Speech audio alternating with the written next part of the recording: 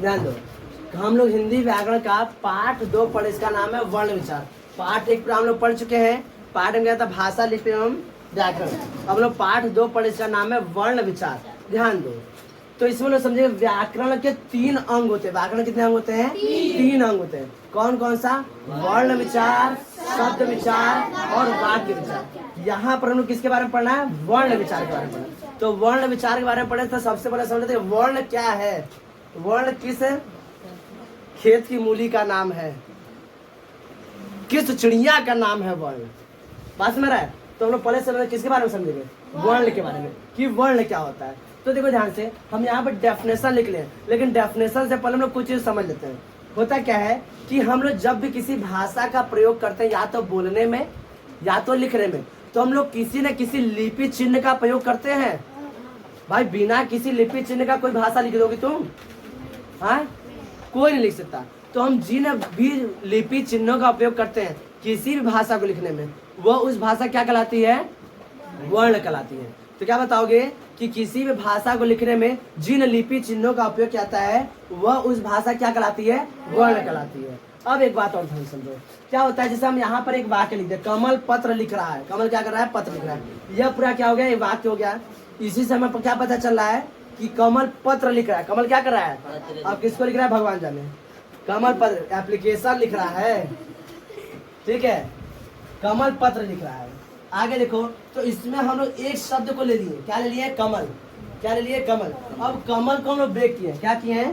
तोड़े। तो क्या हो रहा है, इसमें क अलग हो गया, अ अलग, म और ल अलग, ये सब क्या हो गया है? ब्रेक हो गया है। देखो ये पूरा वाक्य था, वाक्य को हम लोग अलग अलग शब्दों में ब्रेक किए, फिर एक शब्द को लिए, इस शब्द को अलग अलग क्या किए? लिपि चिन्हों में ब्रेक किए। तो अब इसको हम लोग और तोड़ सकते हैं? नहीं, और तोड़ नहीं सकते। यानी ये इसको और तोड़ा नहीं जाता है। इसको क्या बोलते हैं हम लोग? वर्ण बोलते हैं। क्या बोलते हैं? वर्ण। तो क्या बताओगे? भाषा की सबसे छोटी इकाई को वर्ण कहते हैं। भाषा की सबसे छोटी इकाई को वर्ण कहते हैं। इसे और तोड़ा नहीं जा सकता। क से इसको अब और तोड़ सकते हो? नहीं, तो इसे और तोड़ा नहीं जा सकता। अब देखो ध्यान से, देखो वर्ण मिलकर क्या बनाते हैं? शब्द। शब्द मिलकर क्या बनाते हैं? वाक्य। और वाक्य से हम लोग क्या करते हैं? अपने विचारों को प्रकट करते हैं। मैं तुम लोगों को पढ़ा रहा हूँ, यह वाक्य बोल दिया पूरा, और इसी वाक्य का प्रयोग करके हम क्या करें? अपने विचारों को प्रकट किए। बात समझ में आ रहा है? तो यह पूरा इसी तो वाक्य किससे बनता है? शब्द। शब्द किससे बनता है? वर्ण। तो ये किस क्या है? भाषा की सबसे छोटी क्या है? इकाई है। भाषा की सबसे छोटी इकाई है, जिसे और तोड़ नहीं सकते। इसे क्या कहते हैं? वर्ण कहते हैं। वर्ण में किसी को दिक्कत? भाषा नया पूरा वर्ण का लिख लो इसको। चलो ध्यान दो, बस ध्यान दो। अब देखो, वर्ण हम लोग पढ़ चुके। वर्ण किसे कहते हैं? वर्ण किसे कहते हैं? तो भाषा की सबसे छोटी इकाई को वर्ण कहते हैं, या सबसे छोटी ध्वनि को वर्ण बोलते हैं। बस मेरा। अब देखो वर्ण के प्रकार। वर्ण के प्रकार, वर्ण के 2 प्रकार होते हैं। वर्ण कितने प्रकार होते हैं? 2। कौन कौन से? एक स्वर और एक व्यंजन। वर्ण कितने प्रकार होते हैं? 2। कौन कौन से? एक स्वर और एक व्यंजन। अब देखो ध्यान से, यहाँ पर ऐसे फ्लो चार्ट बना दिया हम। तो वर्ण के 2 प्रकार होते हैं, एक स्वर होता है और एक व्यंजन। स्वर के 3 प्रकार होते हैं और व्यंजन के भी 3 प्रकार होते हैं। बहुत अच्छा काम किया कि 3 कर दिया। नहीं याद करने में एक 3 कर दिया, 4 तो याद करने में दिक्कत, कौन 3 प्रकार कौन 4 प्रकार का, यहाँ तो याद ही नहीं करना है। यहू 3 प्रकार, यहू 3 प्रकार। बात समझ रहा है? तो वर्ण के कितने प्रकार होते हैं? 2। वर्ण एक, वर्ण के प्रकार 2, स्वर व्यंजन स्वर के प्रकार 3। 1 2 3। बात समझ रहा है? कितना अच्छा काम किया प्रभु, एकदम ऐसा ही करते रहे, पढ़ाई कितना आसान हो जाए। नहीं, तो वर्ण हो गया 1, वर्ण के प्रकार 2, कौन? स्वर और व्यंजन, स्वर के प्रकार 3, व्यंजन के प्रकार 3। 1 2 3। बात समझ रहा है? तो बताओ वर्ण के कितने प्रकार होते हैं? 2। कौन कौन से? स्वर और व्यंजन। स्वर के कितने प्रकार होते हैं? 3। बस का नाम याद रखना। स्वर कितने होते हैं? 3। कौन कौन से? ह्रस्व स्वर, दीर्घ स्वर, प्लुत स्वर। ह्रस्व, दीर्घ, प्लुत। ठीक है। व्यंजन के 3 प्रकार कौन? स्पर्श, अंतस्थ कौन सा लास्ट? ऊष्म व्यंजन। स्पर्श व्यंजन, अंतस्थ व्यंजन और ऊष्म व्यंजन। देखो अब हम लोग किसके बारे में पढ़ना है? स्वर के बारे में पढ़ना है। स्वर किसे कहते हैं? देखो स्वर क्या होता है, देखो ऊपर हम लोग बचपन से लोग पढ़ता रहे, अ से अनार, आ से आम, छोटी से इमली, ये सब स्वर कहलाते हैं। व्यंजन क से कबूतर, ख से कबूतर, से आने लिख दो, व्यंजन कहलाते हैं। लेकिन अब ऐसा नहीं करना है, स्वर को अलग समझना है, व्यंजन को अलग समझना है। बात समझ रहा है? तो स्वर कौन से होते हैं? अ से अनार, आ से आम, तो इसको ऐसे पढ़ो, अ आ ई उ री ए ऐ ओ औ, बस औ तक। ठीक, ये क्या कहलाते हैं? स्वर कहलाते हैं। इन सभी का अगर हम उच्चारण करें तो हम देखेंगे हवा बस केवल क्या निकलती है? बिना किसी रुकावट के मुख से बाहर निकलती है। अ आ ई उ री ए ऐ ओ औ। ठीक, तो जब किसी ध्वनि का उच्चारण करने में हवा यानी वायु मुख से बिना किसी रुकावट के बाहर निकलती है तो ऐसी ध्वनि को क्या बोलते हैं हम लोग? स्वर कहते हैं। क्या बोलते हैं? स्वर। उदाहरण लिख दोगे ना, क्या लिखोगे? अ आ ई उ री ए ऐ ओ औ, बस। ठीक है, ये क्या कहलाते हैं? स्वर कहलाते हैं। ये समझ में आया? बात समझ आ रहा है? स्वर किसे कहते हैं? समझ में आ गया? स्वर क्या होते हैं? तो जिन वर्णों के उच्चारण में वायु बिना रुकावट के मुख से बाहर निकलते उसे क्या बोलते हैं हम लोग? स्वर कहते हैं। ठीक है, अब आगे देखो, स्वरों की संख्या कितनी होती है? 11। स्वरों की संख्या कितनी होती है? 11। अब आगे देखो, स्वर के हम लोग देखे कितने प्रकार होते हैं? 3। पहला कौन सा था? ह्रस्व स्वर। ह्रस्व स्वर देखो क्या होते हैं? ऐसे स्वर जिनके उच्चारण में बहुत कम समय लगता है या एक मात्रा का समय लगता है। क्या बताओगे?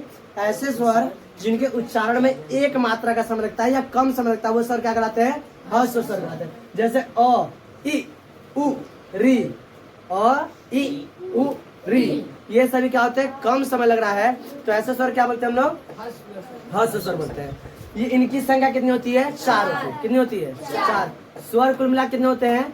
11, उसमें 4 ये हो गए, बकिया जो बचेगा वो दीर्घ हो जाएगा। ठीक, अब देखो दीर्घ स्वर क्या होता है? तो जिन स्वरों के उच्चारण में 2 मात्रा का समय लगता है, एक मात्रा का समय लगेगा तो ह्रस्व स्वर, 2 मात्रा का समय लगेगा तो दीर्घ स्वर। तो क्या बताओ? जिन स्वरों के उच्चारण में 2 मात्रा का समय लगता है वो दीर्घ स्वर कहलाते हैं। जैसे आ ई उ ए ऐ ओ औ। ठीक है, ये स्वर क्या कराएंगे? दीर्घ स्वर कराएंगे। इनकी संख्या कितनी होती है? 7। कोई दिक्कत? चलो अब लिखना बंद करो, समझो। देखो हम लोग दीर्घ स्वर पढ़ चुके हैं, तो दीर्घ स्वर में लास्ट के जो स्वर थे, लास्ट के 4 स्वर कौन सा? ए ऐ ओ औ। ये 4 जो वर्ण है, स्वर है, इनको संयुक्त स्वर कहते हैं। क्या कहते हैं? संयुक्त स्वर कहते हैं। क्यों? क्योंकि ये 2 स्वरों से मिलकर बने हुए। किससे? 2 स्वरों से मिलकर बने, क्या कहलाते हैं? इसलिए संयुक्त स्वर कहलाते हैं। घर जाके स्वर गाते हो। ठीक है, इसमें देखो जैसे ए है तो ए किससे मिलकर बना हुआ है? अ और ई से। ऐ अ और ए से मिलकर बना हुआ है। ओ अ और उ से मिलकर बना हुआ है। और अ और ओ से मिलकर। तो ये चारों जो स्वर है ये क्या है? कहलाते हैं संयुक्त स्वर कहलाते हैं। क्या कहलाते हैं? संयुक्त। पीछे बैठे खैनी बना ले क्या जी? ध्यान दो, तो ये सभी क्या कहलाते हैं? संयुक्त स्वर कहलाते हैं। बात नहीं, सुने देखो, तीसरा हमारा स्वर का प्रकार है प्लुत स्वर। क्या है? प्लुत स्वर। प्लुत स्वर क्या कहलाते हैं? देखो ऐसे स्वर जिनके उच्चारण में 2 से अधिक मात्रा का समय लगता है या तो बोल दो 3 मात्रा का समय लगता है। क्या बताओगे? ऐसे स्वर जिनके उच्चारण में 2 से अधिक मात्रा का समय लगता है या 3 मात्रा का समय लगता है क्या कहलाते हैं? प्लुत स्वर कहलाते हैं। जैसे ओ नहीं, तो इनके उच्चारण में 2 से अधिक मात्रा का समय लगता है, इसे क्या कहलाते हैं? प्लुत स्वर।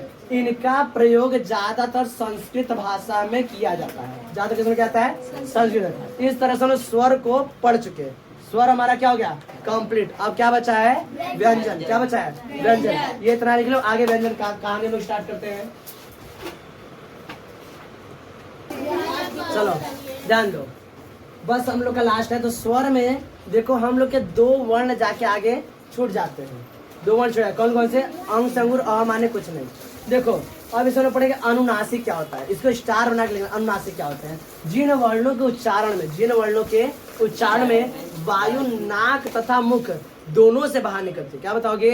जिन वर्णों के उच्चारण में वायु नाक यानी नासिका तथा मुख दोनों से बाहर निकलती है वो क्या कहलाते हैं? अनुनासिक कहलाते हैं। क्या कहलाते हैं? अनुनासिक। एग्जाम्पल में से अंक की मात्रा, ये क्या है?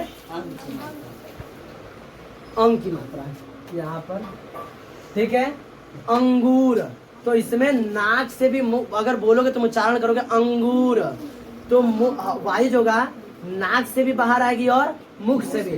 तो ऐसे इसको हम लोग क्या बोलेंगे? अनुनासिक। क्या बोलेंगे? अनुनासिक। जब वायु मुख तथा नासिका दोनों से बाहर निकलती है क्या कहलाती है? अनुनासिक। ठीक है। अब आगे अनुस्वार। अनुस्वार क्या होता है? जब वायु यानी ऐसे वर्ण का उच्चारण, जिन वर्णों के उच्चारण में वायु बस केवल नासिका से बाहर निकलती है, किससे? नासिका से बाहर निकलती है, तो ऐसे वर्णों क्या बोलते हैं हम लोग? अनुस्वार। क्या बोलते हैं? अनुस्वार। क्या कहते हैं? अनुस्वार। जैसे चंद्र बिंदु, तो चंद्र बिंदु से आज चांद लिखे हम, तो चांद में आ की मात्रा रहा, इसलिए हवा जो वायु है मुख से बाहर निकली है। लेकिन चंद्र बिंदु के उच्चारण में जो वायु जो है वो बसकर किससे बाहर निकलती है? नासिका से। इसलिए से क्या बोलते हैं हम लोग? अनुस्वार।